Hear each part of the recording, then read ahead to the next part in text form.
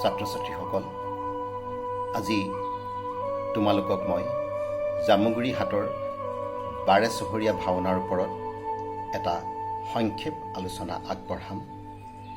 বিভিন্ন তথ্যৰ পৰা সংগ্ৰহ কৰি আনি এই আলোচনাটি তোমালোকৰ আগলৈ আগবঢ়াবলৈ ওলাইছোঁ। ব্ৰহ্মপুত্ৰৰ উত্তৰ পাৰে বৰ্তমান জীয়াভৰলীৰ পূবত এক বিশাল অঞ্চলৰ নাম জামুগুৰি। অৱশ্যে এই কথা স্বীকাৰ্য যে আজিৰ পৰা 200-250 বছৰৰ পূৰ্বে এই অঞ্চলত জনজাতীয় সম্প্ৰদায়ৰ বাহিৰে আন গোষ্ঠীৰ বসতি নাছিল বুলিলেই হয়। 1769 খ্ৰীষ্টাব্দৰ পৰা 1786 খ্ৰীষ্টাব্দৰ ভিতৰত আহোম ৰাজ্যত মোৱামৰীয়া বিদ্ৰোহ আৰু 1815 চনৰ পৰা 1825 চনৰ ভিতৰত এবাৰ নহয়, দুবাৰ নহয়, তিনিবাৰকৈ অসম ভূমিত ব্ৰহ্মদেশীয় মানে যি আক্ৰমণ আৰু লুণ্ঠন কাৰ্য চলালে, সেই ব্যৱস্থাত দক্ষিণ পাৰৰ প্ৰজাগণ অতিষ্ঠ হৈ উত্তৰ পাৰলৈ ঢাপলি মেলিলে।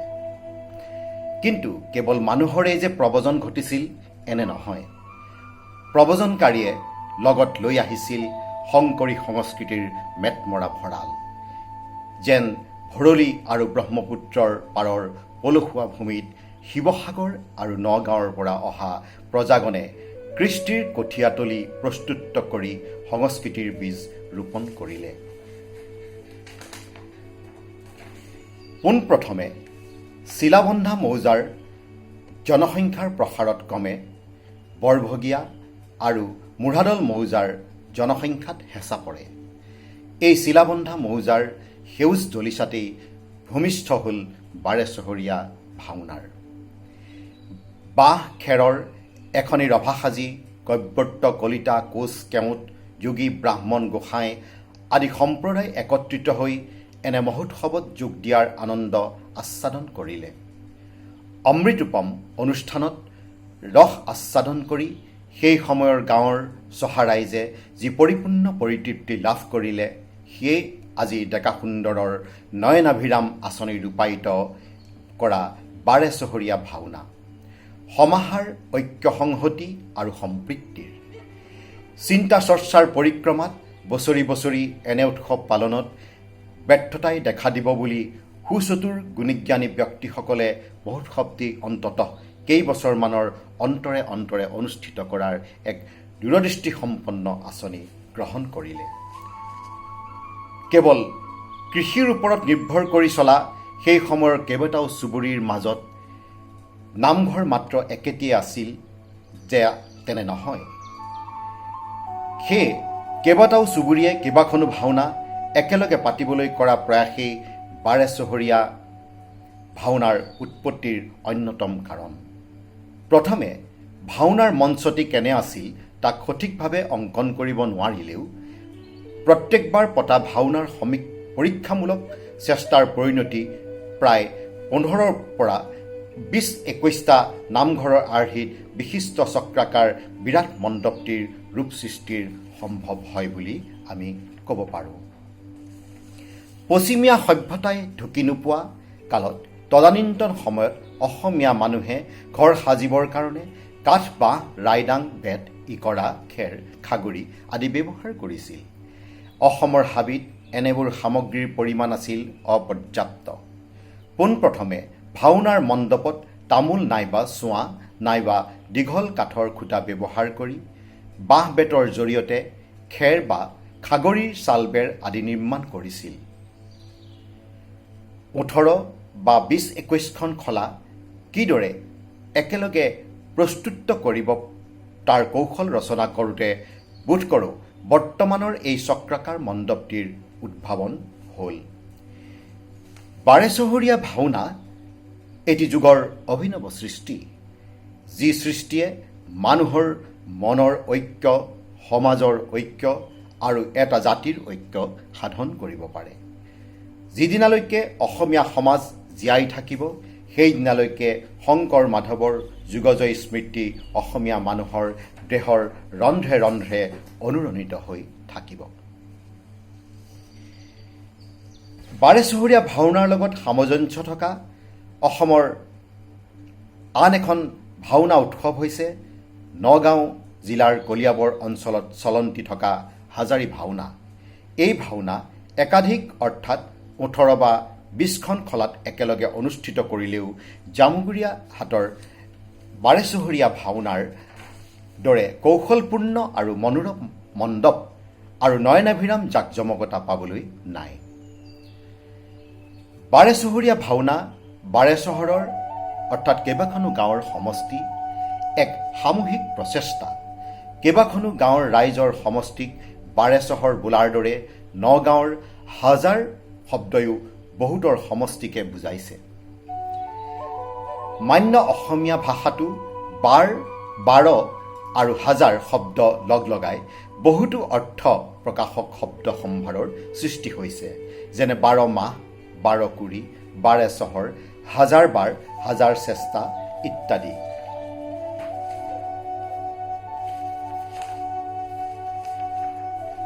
অষ্টাদশ শতিকাৰ শেষ দশকত পোনপ্ৰথম অনুষ্ঠিত হয় বাৰেচহৰীয়া ভাওনা। তদানীন্তন সময়ত গায়ন বৰাৰ নিৰ্দেশ মৰ্মে সাধ্য অনুসৰি সকলো মানুহৰ কায়িক শ্ৰম যৎসামান্য আৰ্থিক অনুদান আগবঢ়াইছিল। সেই সময়ত নাছিল উদযাপন সমিতি, নাছিল সভাপতি সম্পাদক। তৎসত্বেও গঞা ৰাইজৰ পৃষ্ঠপোষকতাত আৰম্ভ হ'ল 1997-98 চনত পাছিগাঁৱৰ পশ্চিমে ৰঘু দলনিত 21খন খলাযুক্ত বাৰেচহৰীয়া ভাওনা।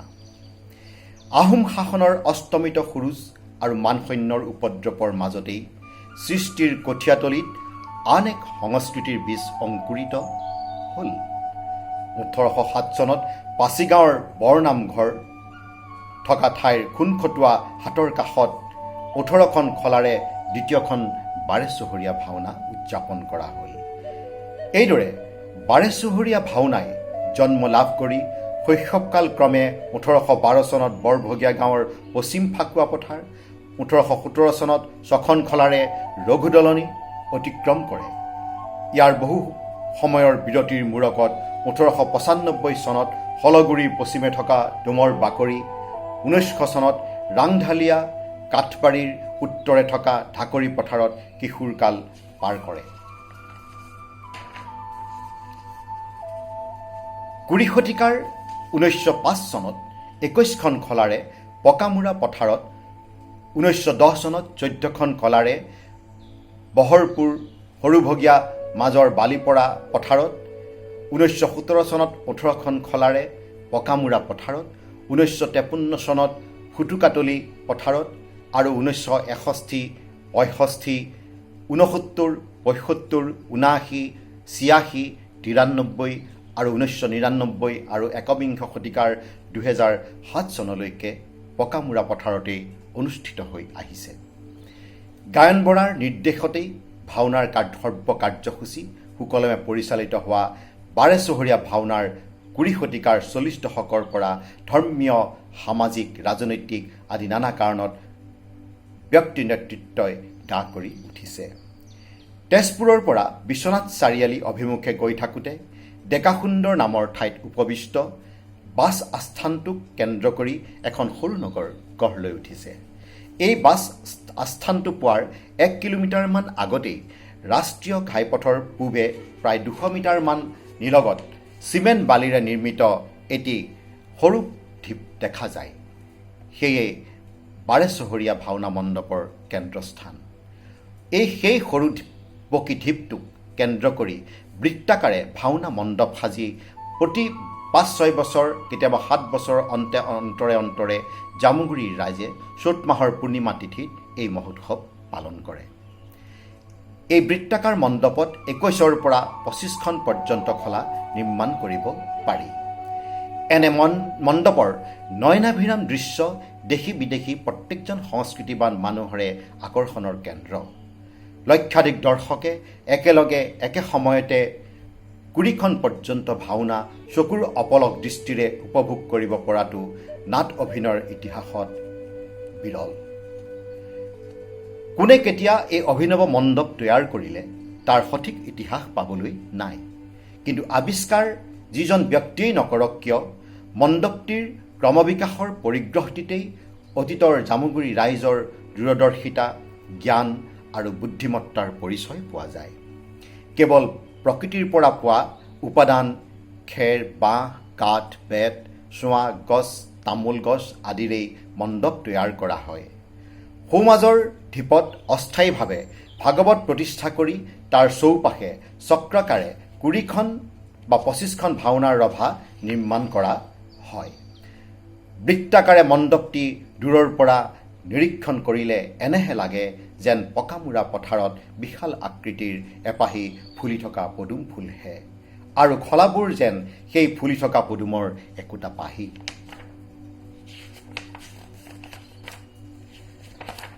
বাৰেচহৰীয়া ভাওনাৰ অন্যতম সংস্কাৰক হৈছে শোণিত কোঁৱৰ গজেন বৰুৱা। বাৰেচহৰীয়া ভাওনাৰ ক্ষেত্ৰত গজেন বৰুৱাৰ নাম নল'লে নহ'ব।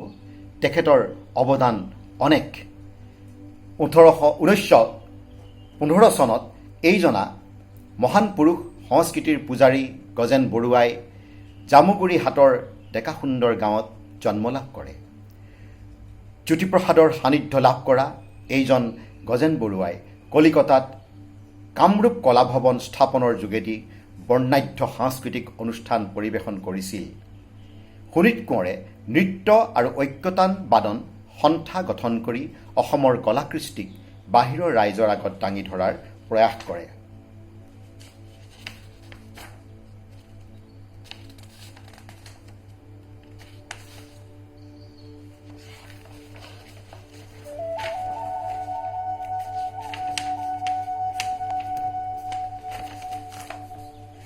(1969 চনতো জামুগুৰি হাটৰ বাৰেচহৰীয়া ভাওনাৰ বাবে এটা উল্লেখযোগ্য বছৰ।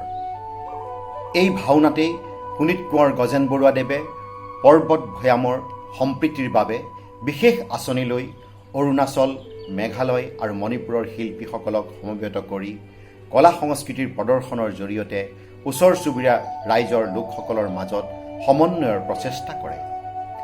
তেখেতৰ জৰিয়তেই জামুগুৰিৰ চাৰিবেৰৰ ভিতৰত আবদ্ধ হৈ থকা বাৰেচহৰীয়া ভাওনাই অসম তথা বাহিৰত প্ৰচাৰৰ ব্যৱস্থা কৰি তোলা এই ভাওনাই সংগীত নাটক একাডেমীৰ সচিব ডক্টৰ অৱস্থিক আমন্ত্ৰণ জনাই আনি ভাওনা দেখুওৱা হয়।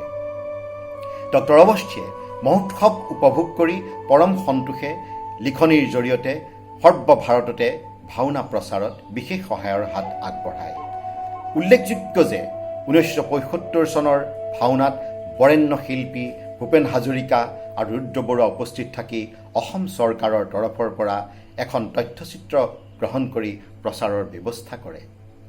এনেধৰণৰ বিৰাট ৰূপ পৰিগ্ৰহণ কৰা বাৰেচহৰীয়া ভাওনা পৰিচালনা কৰা শতসহস্ৰ সমবেত অতিথিক ত্ৰুটিহীনভাৱে আতিথ্য আগবঢ়োৱাটো স্বাভাৱিকতে সহজসাধ্য কাৰ্য নহয়, কিন্তু ৰাইজৰ সেৱা কৰি ভাল পোৱা সদৌতি জামুগুৰিয়া ভক্তপ্ৰাণ ৰাইজে সন্তোষজনকভাৱে এই সেৱা জনাই তৃপ্তি লভি আহিছে।